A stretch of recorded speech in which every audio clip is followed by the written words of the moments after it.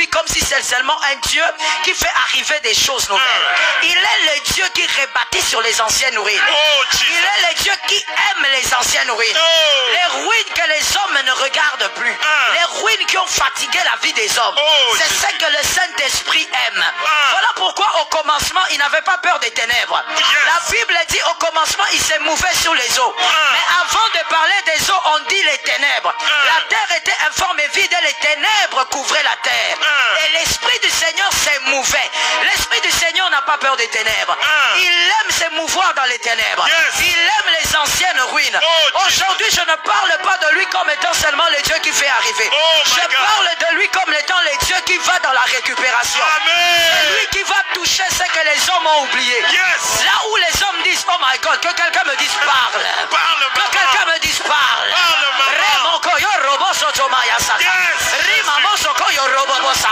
Il est le Dieu. Il est le Dieu des choses bizarres. Il est le Dieu qui a dit, Lazare c'est mon ami. Laissez-lui dans la tombe. Il est le Dieu qui a dit, laissez-lui là-bas. Qu'il fasse un jour, qu'il fasse 2 jours, qu'il fasse 3 jours, qu'il fasse 4 jours. Laissez-lui dans la tombe. Parce que je ne suis pas que le Dieu qui lève les paralytiques. Je ne suis pas que le Dieu qui ouvre les yeux des aveugles. Je ne suis pas que le Dieu qui appelle Bartimée. Pasteur Patrick, dis-moi parle. Oui, parle. Dis-moi parle. Il n'est pas que le Dieu qui dit Bartimée, viens ici. Il est le Dieu qui dit enlevez la pierre. La chose est déjà pourrie, mais je vais amener la restauration. La chose est déjà oubliée, mais je vais amener la restauration. J'ai envie de prophétiser, de dire à quelqu'un, là où on a oublié ton nom, le Saint-Esprit peut amener la restauration. Le Saint-Esprit va remettre à jour ton prénom. Le Saint-Esprit va remettre à jour ton travail. C'est que les hommes ont déjà oublié. Ce qui est dans les oubliettes, c'est ce qui va récupérer. Il n'est pas que le Dieu qui amène les choses nouvelles. Il est le Dieu d'un jour et d'un soir. Mais il est aussi le Dieu qui récupère, qui demande à Adam de se coucher. Adam a sommeil, il ne sait pas pourquoi. Adam dort simplement. Et Dieu va dans les lieux cachés. Pasteur Patrick, dis-moi parle. Pasteur Patrick, dis-moi parle. Il laisse Adam dormir. Quand Adam dort, Adam a besoin d'une femme. Mais Dieu, il dit, je vais récupérer. Je vais seulement prendre ce qui est à l'intérieur de toi. Je ne veux pas faire quelque chose de nouveau. Je prends l'os. Je récupère ça. Et je te fais présenter une chose que tu n'as jamais vue. Je déclare et prophétise. L'Éternel va prendre une chose qui est dans ta vie, que tu as oublié, que tu ne vois plus. Tu as l'impression que c'est détruit. Il va amener l'onction de la récupération. Je prophétise que le Saint-Esprit apporte la récupération. Je dis tu récupères. Là où c'était complètement pourri, que quelqu'un me dise une affaire pourrie. Une affaire pourrie. Que quelqu'un me dise une affaire oubliée. Une affaire oubliée. Il est le Dieu qui amène les choses que les hommes ont déjà oubliées. Il les ramène à l'œuvre. Il les ramène à jour. Il démontre aux hommes qu'il n'est pas seulement celui qui dit que la lumière soit. Que quelqu'un me dise parle. J'ai dit à une âme, aujourd'hui, ce n'est pas hier, ce n'est pas avant-hier, ce n'est pas midi en prière qu'il y a eu hier. C'est autre chose aujourd'hui. L'Éternel fait avec toi une chose que tu n'as pas demandé. Je vais t'expliquer pourquoi. Parce que toi, tu as demandé de nouvelles choses. Nous ne sommes pas là aujourd'hui. Nous sommes là pour les choses oubliées. Les choses qui n'ont plus de splendeur. Dieu va redonner la splendeur. Dieu va redonner la beauté. Dieu va redonner la forme. Je parle ou je laisse. Nous sommes là aujourd'hui pour les Ruth. Les personnes oubliées. Les personnes qui étaient en deuil. Les personnes qui ont perdu leur mari. Il n'y a plus d'espoir pour elles. Même Naomi lui dit. Naomi est en train de lui dire, tu peux partir parce que je n'ai rien à te donner. Mais cette femme-là, elle est sur le point de vivre un Boaz. Je dis à quelqu'un, l'Éternel va ramener les choses que tu as déjà oubliées. Il va redonner la forme. Il va redonner la lueur. Il va redonner la beauté. Il y a des prières que toi tu as oubliées. L'Éternel n'a pas oublié. Il y a une chose nouvelle qui est en train d'arriver. Il y a une chose redoutable que le Saint-Esprit va faire arriver. Vous savez pourquoi le Saint-Esprit, il aime aussi ramener les choses anciennes. Oh, Jesus. Parce qu'il ne veut pas être que le Dieu de Pierre. Que quelqu'un me dise parle. Parlez, Pasteur Patrick, oui, n'est pas seulement le Dieu de Pierre. Il n'est pas seulement le Dieu de Paul. Mais il est aussi le Dieu du brigand à la croix. C'est-à-dire un homme oublié. Lorsque cet homme mourait à la croix, tout le monde disait le brigand est mort. Ce qu'il ne savait pas, le Dieu de la récupération était sur le même lieu. Le Dieu de la récupération était au même endroit. Il était en train de récupérer l'homme abandonné, l'homme abîmé, l'homme que personne ne peut rechercher. Jésus était en train de le récupérer. Il était en train de le refaçonner. J'ai envie de dire à quelqu'un, ce matin, tu n'as pas besoin que ta prière soit longue. Tu as seulement besoin de la foi. Le Seigneur de gloire avait dit, il n'avait d'ailleurs rien dit au brigand. Le brigand lui a dit, souviens-toi de moi. Et il lui a dit, là quand tu parles du royaume, c'est loin. Quand tu parles du royaume, c'est loin. Aujourd'hui même, nous sommes en train de partir. Lorsque les hommes, Pasteur Patrick, nous avons un Dieu. Notre Dieu n'est pas mort. Notre Dieu est vivant. Si le Dieu il est mort, tu dois vérifier. Le Dieu de midi en prière, il n'est pas mort. Il est un Dieu réel. Ce Dieu-là, pendant que les hommes regardaient, que quelqu'un me dise sa famille. Même toi là, dis-moi sa famille. Toi qui nous suis à la radio, dis-moi sa famille. Même sa famille regardait et disait, notre frère est mort, voilà, parce qu'il a été un brigand. Notre frère maintenant est mort, voici le salaire du péché. Alors que celui qui mourait n'était pas le brigand. Celui qui était en train de mourir était un homme sauvé. Je dis à quelqu'un, même à la croix, même dans l'agonie, Jésus a démontré qu'il était le Dieu de la récupération. Je prophétise sur ta vie. Le Saint-Esprit va souffler. Reçois le souffle de la récupération. Reçois le vent de la récupération. Reçois le vent de la puissance. Le Dieu qui récupère, c'est celui qui va étonner les hommes. Ton mariage n'a plus de forme. Le Dieu de la récupération est déjà en train d'agir. Ton mariage semble être brisé. Le Dieu de la récupération est déjà en train d'agir. Je n'ai pas besoin que quelqu'un me dise, je ne comprends pas comment ça va se faire. Lorsque tu ne comprends pas, c'est-à-dire que Dieu est dedans. Quand toi tu comprends, c'est-à-dire que je veux parler. Je veux parler. Lorsque tu me dis je comprends, c'est-à-dire que tu es le Dieu de ta vie. Car celui qui comprend tout, c'est celui qui maîtrise tout. Or lorsqu'on comprend tout, c'est que tu es le propre Dieu de ta vie. Lorsque tu ne peux plus rien comprendre, lorsque tu ne maîtrises rien, c'est là que Dieu entre en jeu. Parce que Dieu ne peut pas faire des choses que tu maîtrises. Le jour où Dieu fait des choses, monsieur Pasteur Patrick, que toi tu vas comprendre, c'est-à-dire qu'il n'est plus Dieu. Il est aussi Dieu parce qu'il fait des choses que personne ne peut maîtriser. Il est aussi Dieu parce qu'il fait des choses que personne ne peut comprendre. Donc je dis à quelqu'un, si ton couple va mal, c'est maintenant que le Dieu qui maîtrise tout entre en jeu. Il est le Dieu de la restauration. Il y a quelqu'un quelque part qui dit, mais attendez, moi mon mari est parti depuis des années. Je connus une femme. Celle-là, elle était femme de militaire, Pasteur Patrick. Son mari était parti. 12 ans, il est parti. La plupart des gens même disaient que cet homme était mort. J'ai dit à cette femme, si tu crois, l'Éternel fera des choses miraculeuses. Mais pasteur, je n'avais aucune nouvelle qui me démontrait que l'homme était vivant. Tout ce que j'avais, c'était ma foi. Je savais que Dieu ne ment pas. Dieu est réel. Si cet homme était mort, Dieu nous l'aurait dit. Jésus a dit, Lazare n'est pas mort, il dort. Tant que Jésus n'a pas dit il est mort, c'est qu'il n'est pas mort. Mais je veux vous dire une chose, lorsqu'on a commencé à prier avec cette femme, 3 mois après, l'homme revient.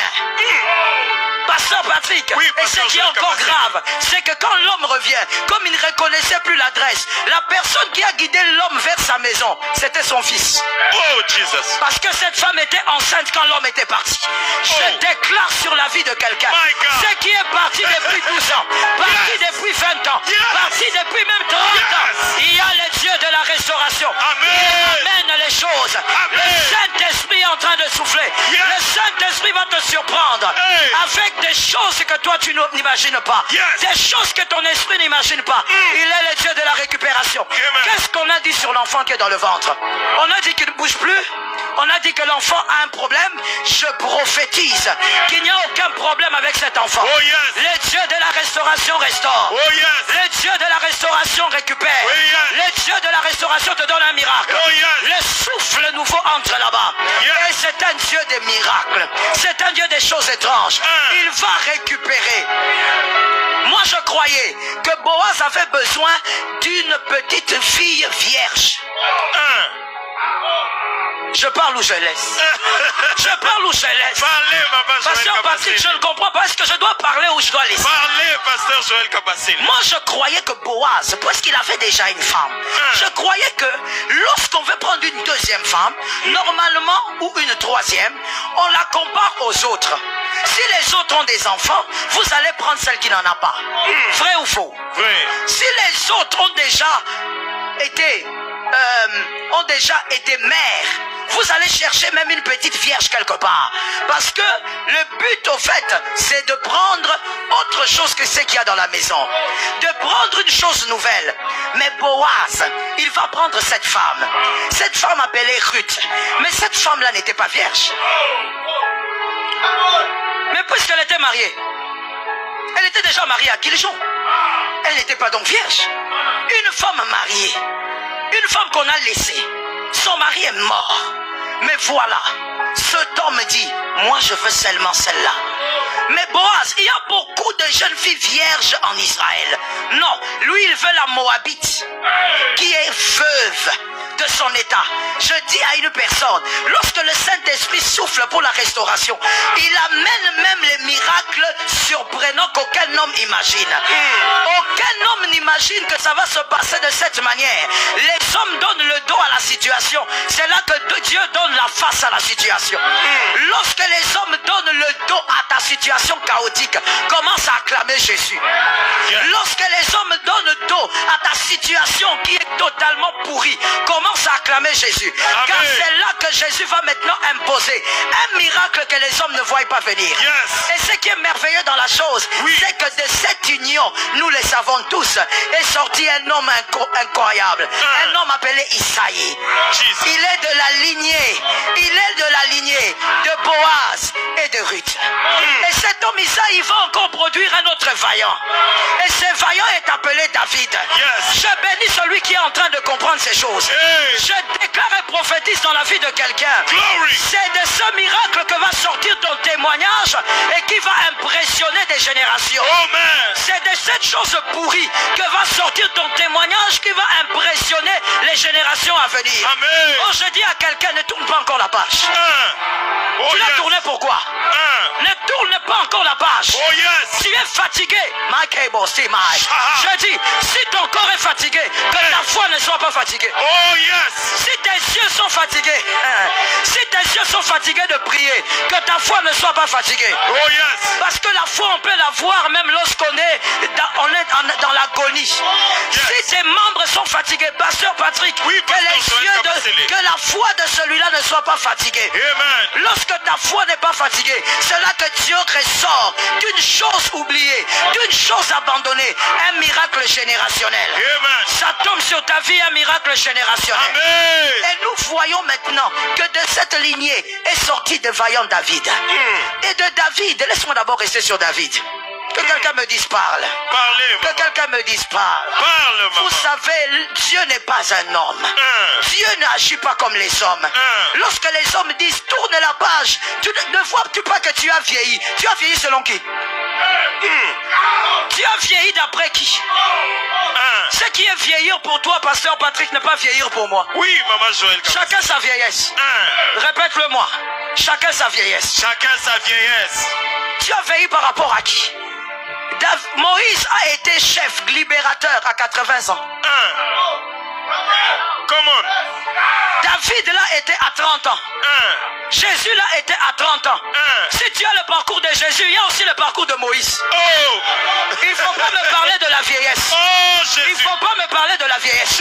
Voilà pourquoi il faut savoir que chacun a son parcours, chacun a son couloir. Si le Saint-Esprit a soufflé chez toi à 30 ans, gloire à Dieu. Mais il peut aussi souffler chez un Moïse à 80 ans. Et il sera puissant, il sera fort. J'ai dit ne tourne pas encore cette page. La page est encore bonne. Il y a un voisin, la page est bonne. La page est bonne. La page est encore bonne. La page est encore bonne. Ne la tourne pas. De cette lignée-là, nous parlons de Ruth était Boaz. Oh. Une femme oubliée. Une femme qu'on ne peut pas regarder, c'est une veuve. Mais de cette lignée, David arrive. David est le tueur de Goliath. Hey. Que quelqu'un me dise tueur de Goliath. Tueur de Goliath. Au nom de Jésus, Hey, ma en chère. ce mois de mai, Ma. et pour tous les autres mois qui arrivent, Hey. cette année même, tous les Goliaths qui parlent contre toi, tu dois les tuer. Amen. Tous les Goliaths qui parlent contre ta famille, tu dois les terrasser. Amen. C'est le tueur de Goliath. Pasteur Patrick, Oui, maman Joël Kabasile. David a tué Goliath. C'était sa gloire. On connaît le verset, on connaît le récit. Mais la plus grande gloire de David était que Goliath est tombé pour que Salomon ne l'affronte jamais. Yes. Est-ce que quelqu'un est prêt maintenant? Est-ce que quelqu'un est prêt? Oui, pasteur Joël. Nous voulons entrer dans les profondeurs.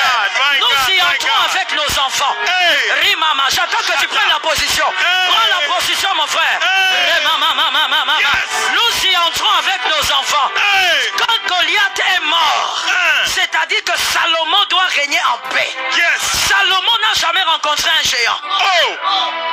My God. Rimabosata. Shetalaba. Pourquoi ça vous étonne que Salomon ait pris beaucoup de femmes?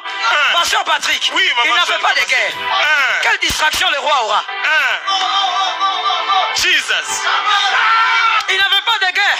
Pourquoi? Parce que David avait tué la seule race qui pouvait terroriser des générations. C'était la race des géants. Et c'était Goliath. Lorsque David terrasse Goliath, c'est pour dire que Salomon, assieds-toi en paix sur le trône.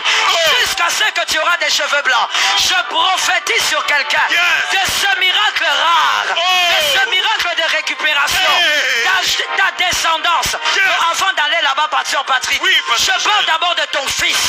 Ta fille ne va pas affronter les Goliaths. Amen. Les combats de ta vie ne sont pas les combats de ton fils. Amen. Les combats d'aujourd'hui ne sont pas les combats de ta fille. Amen. Qui m'a donné un amen? Amen. Le combat de ta vie s'arrête avec toi. Yes. Parce que toi, tu vas arrêter Goliath. Yes. Goliath ne parle pas deux fois.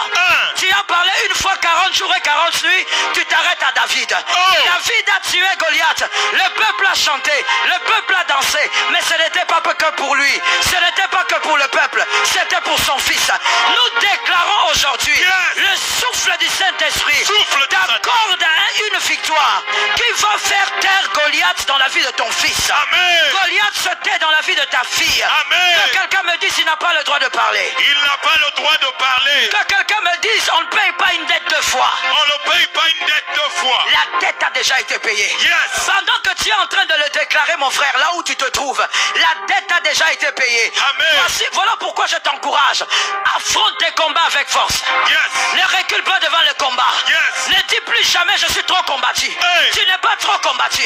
Rema Sotomai. Yes. Tu n'es pas trop combattu. Yes. Pasteur Patrick, Oui, tu pasteur n'as Patrick. jamais été trop combattu. Yes. Tu es en train de subir les combats qui correspondent à ta gloire, qui correspondent à ta destinée, qui correspondent à ton identité, qui correspondent à ta puissance. Papa, est-ce que je peux parler? Parlez, Est-ce que je peux parler? Parlez, C'est normal, Saül doit fuir devant Goliath. Yes.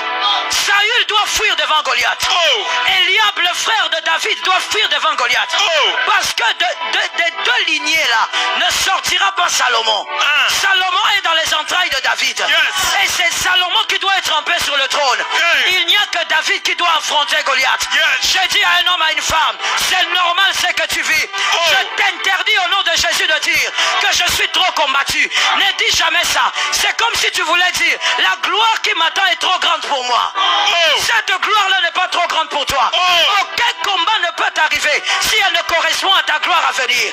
Ta gloire à venir correspond au combat d'aujourd'hui. Que quelqu'un me dise, je pleurais pour demain. J'ai pleuré pour demain. Que quelqu'un d'autre me dise, je pleurais pour ce que je vivrai. Je pleurais pour ce que je vivrai. Alors tu n'as pas à craindre. Ce que tu affrontes ressemble à ta gloire. Voilà pourquoi, pasteur Patrick, nous n'avons pas les mêmes combats. Nous n'avons pas les mêmes problèmes. Nous ne nous sommes pas réveillés ce matin avec les mêmes défis. Parce que nous n'avons pas les mêmes trônes. On n'a pas les mêmes trônes. Je dis à quelqu'un, je parle où je laisse. Je parle où je laisse. Pasteur Patrick, n'enviez jamais les chansons. Lorsque les chansons entrent en prison et que vous êtes David, les chansons vont sortir après quelque temps. Ne l'enviez pas. Je parle à quelqu'un. Là où le Saint-Esprit souffle, il n'y a pas un esprit d'envie. Lorsque tu vois les chansons, oh, j'espère que ce sont les lecteurs de la Bible qui me suivent. Lorsque tu vois les chansons entrer en prison, toi tu es Joseph. Ça fait plus de 15 ans que tu es là. Les chansons entrent après quelques mois, il sort. Ne dis pas, mais comment on avait commencé ensemble? On avait souffert ensemble. Comment lui il est sorti? Pourquoi moi je suis là? Celui qui a une petite souffrance a une petite gloire. Les chansons étaient contents lorsqu'ils sortaient. Il dit même, moi je suis les chansons du roi. Mais ce qu'il ne savait pas, c'est lui qui trimait à l'intérieur. Joseph qui avait fait plus d'années en prison, c'est parce que Joseph était le commandant de les chansons. Il était plus grand que les chansons. Est-ce que je peux rappeler une parole? Pasteur Patrick, est-ce que je peux rappeler une parole? La Bible dit que Pharaon déclare: ce qui me sépare de Joseph, c'est le trône. Donc, la Bible dit, Pharaon reconnaît qu'en dehors de la chaise, je vais entrer dans l'interprétation. Que quelqu'un me dise parle. Quand il est en train de dire, ce qui me sépare de Joseph, c'est la chaise. C'est pour simplement dire, pasteur, qu'en réalité, Joseph ne peut pas se mettre sur ma chaise royale parce qu'il n'a pas le sang royal. Mais si Joseph avait le sang royal, il serait sur ma chaise. Et au-delà même de ça, la Bible dit que Dieu fit de Joseph le père de Pharaon. Donc en réalité, les chansons étaient trop loin. My God. Plus de souffrance, plus de gloire. Plus de difficultés, plus de gloire. J'ai dit à une personne, n'envie pas. Lorsque tu es dans la souffrance, n'envie personne. Tu dois savoir que ça correspond à ta gloire. Je parle où je laisse. Dans certains pays, il y a une coutume, c'est-à-dire les élèves, par exemple, qui vont à l'école, se mettent en uniforme. Et lorsqu'ils sont en uniforme, on sait reconnaître de quelle école il s'agit. Qui est arrivé? Lorsqu'on met cet uniforme, même au loin, on sait qu'il s'agit d'une école qui est dans tel coin. Donc, en réalité, même le monde spirituel, même les démons et le diable savent que lorsque tu traverses ce genre de combat, tu es appelé à la gloire. Ils reconnaissent cela. Toi, tu ne le sais pas parce que tu es humain. Que quelqu'un me dise humain. Que quelqu'un me dise humain. Toi, tu es humain, tu ne peux pas le savoir. Tout ce que tu constates, c'est que tu vis des moments difficiles. Tout ce que tu constates, c'est que Lazare est dans la tombe depuis 4 jours. Mais la vérité, c'est quoi? C'est que même le monde des ténèbres sait que lorsque tu as ce type de combat, il y a une gloire puissante qui t'attend demain. J'ai dit à une âme, le Dieu de la récupération, le souffle du Saint-Esprit, qui donne des miracles rares, c'est lui qui te donnera aussi des défis qui correspondent à ta gloire. Et à cause de ces défis, tes fils seront dans la paix. Tes filles seront dans la paix. Pasteur Patrick, j'ai l'habitude de dire, lorsque je prophétise sur les fils et les filles, il faudrait que les célibataires le prennent en ordre et en désordre. Les célibataires doivent prendre ça mieux que les mariés. Parce que ça ressemble à quelqu'un qui met la ceinture de sécurité avant l'atterrissage. Avant que ton fils n'arrive, tu le positionnes spirituellement. Avant que ta fille naisse, tu positionnes spirituellement. Elle ne naîtra pas comme toi tu es né. Il n'affrontera pas les défis que tu as affrontés. Tu les positionnes déjà. Est-ce qu'on peut prophétiser sur les célibataires? Oui, nous pouvons prophétiser. Prenons d'abord cette catégorie-là, pasteur. Nous prophétisons au nom de Jésus que le souffle de Dieu souffle sur les célibataires. Le souffle du Saint-Esprit sur les célibataires. Que l'Éternel vous accorde des victoires. Que vos Salomons s'asseyent dans la paix. Que vos Salomons s'asseyent dans la gloire. Qu'ils aient des cheveux blancs sur le trône. Qui a pris ça? Je sens quelque chose. Je ne sais pas si je dois aller. Je ne sais pas si je dois aller. Je sens quelque chose. Rima sakaya rebosoto. Rebosete mayabosa. Sherabasaka. Ima rebosa. Shiramasata. Robosotama. Shirabosa. Rikayamos. Shirebosate. Souffle Saint-Esprit. Souffle Saint-Esprit. Souffle Saint-Esprit. Jésus. Jésus. Souffle Saint-Esprit. Souffle. Esprit de vérité. Esprit de puissance. Yes. J'écoute. Jésus. Sur notre nation, la RDC Congo, Shimaïbes, je suis en train de voir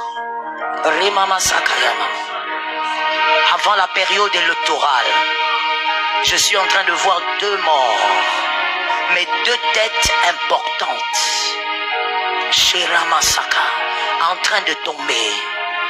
Et le Saint-Esprit me dit, ces 2 événements vont...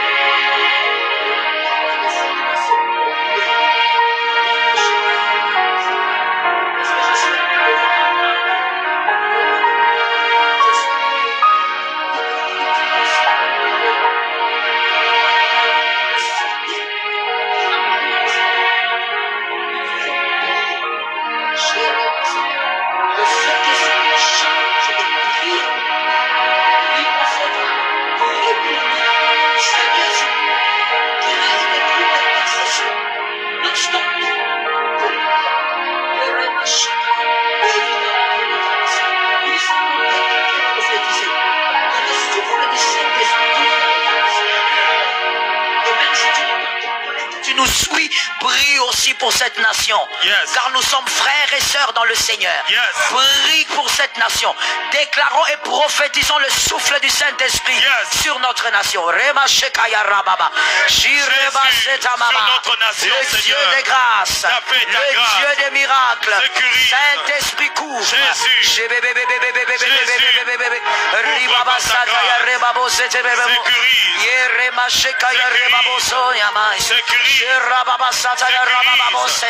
Nous le déclarons notre nation. Nous le déclarons notre. Oui, maman Joël Kabassé, nous bénissons le Seigneur pour ce moment de prière. Nous le signalons que ce soir aussi, à partir de 16h jusqu'à 19h30, nous serons encore avec le pasteur Joël Kabassélé, ici à la MAC Kassavougou, référence rond-point Kipouanza, pour prier et rechercher la face du Seigneur. Et nous savons que nous sommes dans 2 ans midi en prière, depuis lundi jusqu'au vendredi, 2 vacations, 11h20, 13h, et le soir, 16h juste à 19h30. Le vendredi, nous aurons prière, vendredi, Yassika, commençons déjà à partir de 9h à 12h30. Le thème, nous savons, souffle cher Saint-Esprit pour la gloire du Seigneur et que Dieu bénisse son peuple. Oui, pasteur Joël Kabassélé. Le souffle du Saint-Esprit sur la nation. Yes. Le souffle du Saint-Esprit sur la nation. Yes. Le souffle du Saint-Esprit sur la nation. Jésus. Père, tu es celui qui couvre. Tu es celui qui protège. Tu es celui qui nous épargne du mal. Tu es celui qui nous donne la victoire.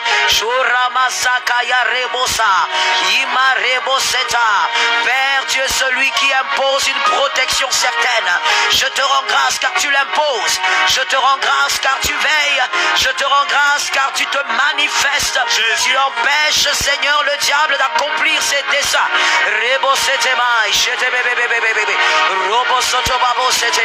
Merci Saint-Esprit. Merci Jésus. Oh Saint-Esprit, je cherche un monsieur qui s'appelle Élie. Yes. S'il y a un Élie connecté quelque part qu'on me fascine, qu'on me dit seulement il est là. Élie, on te cherche. On a besoin de toi. Il y a des choses que le Seigneur veut faire dans ta vie, le Dieu de la récupération. Yes. Le Saint-Esprit qui est le Dieu de la récupération. Yes. Il n'est pas fatigué de récupérer. Il n'est pas fatigué de redonner forme. Que quelqu'un me dise la forme sera redonnée. La forme sera redonnée. Non, il n'est pas fatigué de redonner forme. Yes. C'est toi qui appelles pourri. Lui, il ne voit rien du tout. Yes. Quand toi tu dis c'est pourri, lui, il n'a rien vu. Oh yes. Lui, il est simplement en train de voir quelque chose qui peut arriver. Alléluia. Et ce que j'aime avec le Seigneur, il dit la gloire du deuxième temple sera plus grande que la gloire du premier temple. Yes. Oui, mais il est en train de parler de quel temple? My Jesus. Lorsqu'on veut parler d'abord du du temple physique, rappelons-nous que si le deuxième temple a dû arriver, c'est parce que le premier a été dévasté. Yes. Il a été complètement dévasté. Il est donc les dieux qui planent sur les ruines. Yes. Avant de faire arriver le deuxième temple, il doit détruire d'abord le premier. Yes. Lorsque maintenant nous entrons prophétiquement, il est en train de parler de sa résurrection. Yes. Il parle du deuxième corps qu'il va porter. Yes. Mais avant que le deuxième corps arrive, le corps que Marie ne peut pas toucher, ça doit être d'abord un corps détruit à la croix. Yes. Donc le premier temple doit toujours être détruit. Pasteur Patrick, il n'y a pas de gloire dans la restauration sans la destruction. La destruction doit arriver. Est-ce que je peux choquer quelqu'un? Je te choque et je te rechoque. Dieu des fois fait exprès de détruire certaines choses. Rimambosa. Ou de permettre même que le diable détruise. Parce que quand il y a la destruction, il peut avoir la deuxième gloire. Je demande qui veut la deuxième gloire. Je demande qui veut la deuxième gloire. Mais la deuxième gloire a un prix. Le prix de la deuxième gloire, c'est la destruction de la première. Je dis à un frère, à une sœur, ne t'inquiète pas. Qu'est-ce qui a été détruit cette année? Qu'est-ce qui a été détruit l'année passée? Jésus amène la deuxième gloire. Sans la deuxième... Oh my God. Jésus. Élie est où? Je sens une onction prophétique, mais je ne vois pas Élie. Dites-moi si il est là. Oui, nous avons une réaction de l'autre côté. Élie. Oui, maman Joël, que l'honneur revienne à Jésus-Christ. J'ai des réactions par rapport à Élie. Il y a deux bien-aimés qui réagissent en disant, il y a Lumière et Karine qui réagissent en disant que Élie, c'est bel et bien leur grand frère. Thank you, Jesus. Voici la prophétie d'Élie. Élie, les grandes sœurs écoutaient pour Élie. Élie, écoute aussi toi-même. Le Seigneur n'est pas fatigué de toi. Le Seigneur va te récupérer de manière étrange. Dieu te cherche, tu le fuis. Tu fuis Dieu, pourquoi? Le Seigneur va commencer d'abord par t'instruire dans la dimension ministérielle qu'il t'a donnée. Monsieur Élie, vous êtes un prophète apôtre. Arrêtez de vous agiter. Arrêtez de vous agiter. L'Éternel va s'occuper de votre vie. Et le Seigneur va apporter une onction de restauration. Et par rapport même à votre engagement pour la vie, je suis en train de voir, la femme que vous devez épouser n'est pas encore là. Il faut trouver comment tu vas traiter avec la fille là. Avec la fille que je vois là. Parce que c'est pas elle. Le Seigneur va amener la femme de ta vie au temps fixé. Mais maintenant le Seigneur voudrait d'abord que tu puisses te focaliser sur ce qu'il te demande. Il veut que tu sois équipé par rapport au ministère qu'il t'a donné. Mais tu es une bénédiction pour cette famille-là. Tu es la couronne ministérielle de cette famille. Que l'onction soit avec toi. Et Rabat, je cherche aussi une Yvonne. Mais Yvonne que je cherche, elle est mère. Yvonne. Remamo, si elle est connectée quelque part, faites-nous signe. Elle est mère. Le Dieu de la restauration. Le Dieu de la deuxième gloire. Il ne peut pas te donner une deuxième gloire sans détruire la première, comme je disais. Généralement, nous sommes criés, la gloire du second temple, elle sera plus grande. Mais il faut d'abord la destruction. Lorsque nous vivons la destruction, nous sommes choqués. Lorsque nous vivons des choses qui s'auto-détruisent autour de nous, nous sommes choqués. Alors qu'il n'y a pas de grande gloire avant que la première ne soit détruite. Que quelqu'un me dise, pasteur, dis-moi, on ne peut pas les mettre ensemble. On ne peut pas les mettre ensemble. Que quelqu'un le dise encore. On ne peut pas les mettre ensemble. On ne peut pas, pasteur Patrick. On ne porte pas. La tenue bulgarée, on ne la porte pas avec la tenue ministérielle de l'Égypte. La tenue bulgarée, c'est celle que Jacob avait donnée à son fils. Mais on ne les porte pas avec la tenue ministérielle. Comment on va mettre les deux gloires ensemble? Il faut qu'une gloire tombe. Lorsqu'on te déchire la tenue de Jacob, ne pleure pas. Lorsqu'on te déchire la tenue de Jacob, ne pleure pas. Oh, j'ai eu un travail cette année, mais on m'a licencié. Ne pleure pas. Non, j'étais enceinte, j'ai fait une fausse couche. Je sais que tu m'entends. Ne pleure pas. Remo Satayama. La tenue bulgarée doit se déchirer. Pour que la deuxième, la ministérielle, te trouve sans vêtements. Et tu pourras te mettre sur la chaise avec un nouveau vêtement. Je parle ou je laisse. Merci Jésus pour la deuxième gloire. Merci Jésus pour la seconde gloire. La Pasteur Patrick, lorsque Jacob l'a donné à son fils, les frères de Joseph étaient contre lui. Lorsque Joseph l'a porté, aucun homme ne s'est incliné devant Joseph. Au contraire, ça a attisé de la haine. Mais si tu acceptes que la première tenue soit détruite, la deuxième tenue va faire à ce que tout le monde t'appelle Sofnat Panéa. Les gens vont s'incliner devant toi. Pasteur Patrick, lorsque Joseph avait la tenue ministérielle, la femme de Potiphar, cette femme-là qui voulait le faire tomber, elle était obligée de dire Sofnat Panéa. Je prophétise dans ta vie. Quelqu'un va dire cette année Sofnat Panéa. Quelqu'un va témoigner. Quelqu'un va dire on l'avait vu. On croyait qu'il était fini. On croyait qu'il n'y avait plus d'espoir. Les dieux de la récupération. Les dieux de la seconde gloire. Il a tué la première pour que la seconde gloire arrive. Je dis à quelqu'un ne crains pas. Le Saint